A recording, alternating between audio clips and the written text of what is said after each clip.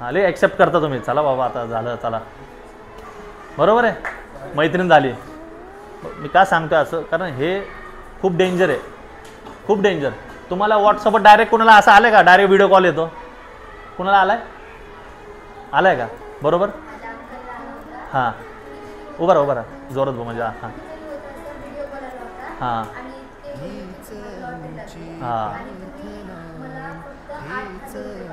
हां बरोबर. हां हां हां जातं ते एक दिवस ठेवतात आणि लगेच नंबर चेंज करतात. बसा बघा, हे तर आता हा जुना झाला.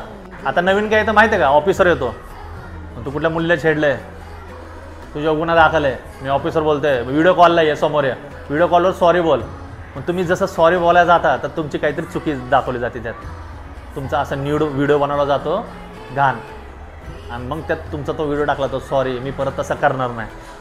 तुम्ही विचार पडता, अरे काय केलं मी, काय कुणाला छेडलं, कुणाला काहीतरी मेसेज केला का, तुम्ही लगेच डायरेक्ट घाबरताना काय करता, व्हिडिओ कॉलमध्ये त्याला तो म्हणतो जर त्या केसमधून तुम्हाला सुटायचं आहे तर काय करायचं, व्हिडिओ कॉलला या.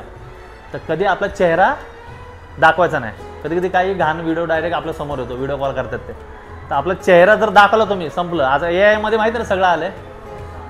मग तुम्ही मग तुमच्या जर तो व्हिडिओ बनला, मग तुमच्या भावाला, फॅमिलीला, फेसबुकमध्ये तुम्ही जेव्हा फ्रेंड ॲक्सेप्ट करता तर ह्याला केलं तर सगळं येणार. मग ह्याला व्हिडिओ पाठवणार, हा माझा उडवणार, तो उडवणार, मग तो पसरत जाणार, मग तुम्ही डिप्रेशनमध्ये जाणार. मग तो म्हणणार बघ 2 जणांना पाठवला आहे, आता सगळ्या ह्याच्यात करतो, पैसे दे मला.